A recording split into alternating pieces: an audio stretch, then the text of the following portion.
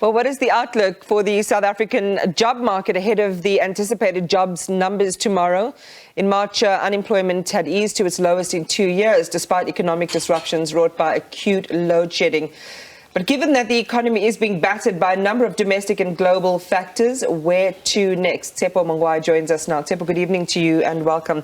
I think just around 33% unemployment, youth unemployment, well, unemployment last month or in the last quarter. And youth unemployment, one of the most concerning bands, because it's almost half of all young people between 14 and 34 that don't have jobs. So what are we expecting tomorrow? Well, generally, we know that our population is largely made of younger people, so it's like the rest of Africa. So you have a larger number of younger people who are entering the labor market or looking for work, and as a result, you find that you have a higher number of young people who are unemployed. The figure is around 60% unemployment around with youth unemployment, and of course the obvious one is the issue of skills, but the other factors include, I mean, the fact that our economy is largely concentrated, so you have economic activities taking place in very selected area, and many of our youth are all over the country, mainly rural, and as a result, you find that they're not really able to partake in those economic activities that are taking place in big city. The other issue is, of course, there are economic activities that are largely found in rural areas, but the problem is you have this phenomenon of cheap labor that is kicking in.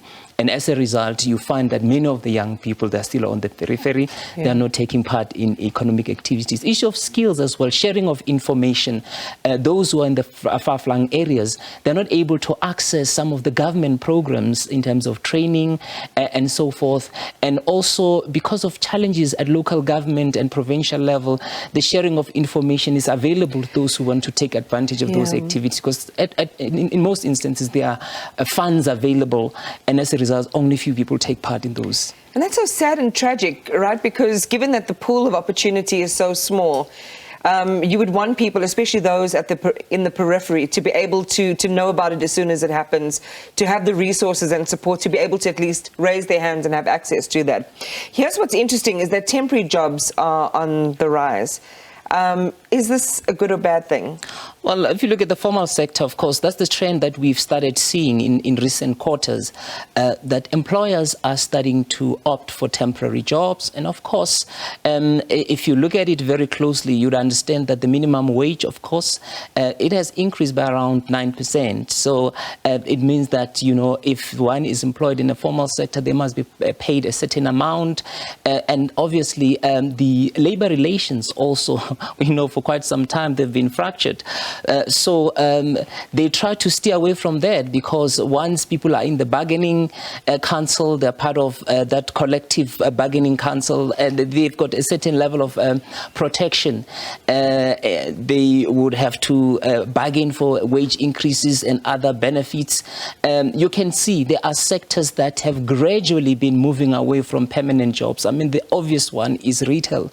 Retail now is largely dominated by temporary workers. You still have certain sectors, of course, like mining, where you still have largely permanent. But if you look at the way mining companies use contractors, you can say in a way that they are also doing the same thing, because you find the whole support structure of mining activity is actually done by the temporary workers who are from subcontractors.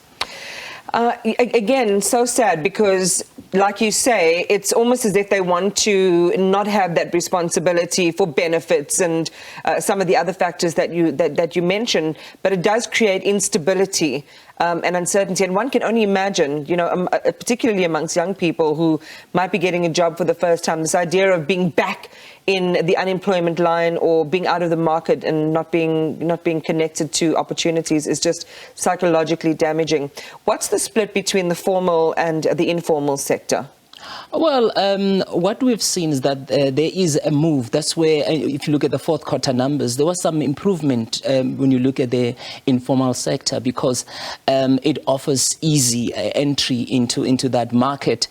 In fact, it reminds me about some few years ago, the president was talking about support for the informal sector, because there wasn't that understanding that perhaps you could actually be able to create more jobs if the environment is conducive enough for more young people to enter the informal sector. But if you look at the bylaws currently, they're not conducive.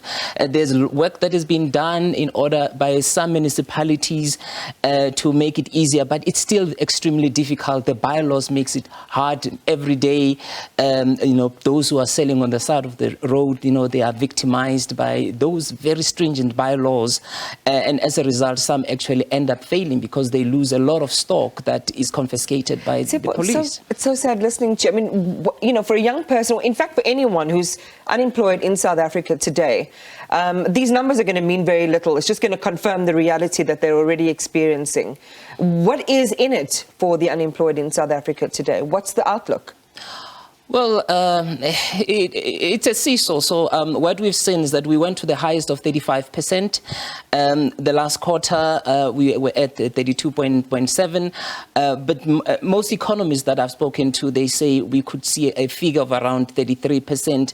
If you look at the overall picture, it's actually stagnant. What we are seeing, there's not much improvement. It stays at the same level.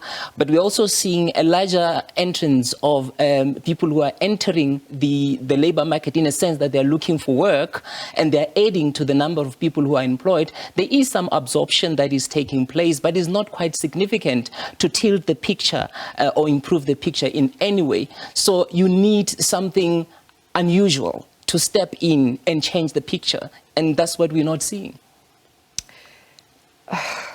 That's all one can do, shrug one's shoulders, really. But something's got to give in this economy, because we cannot sustain this over the long term.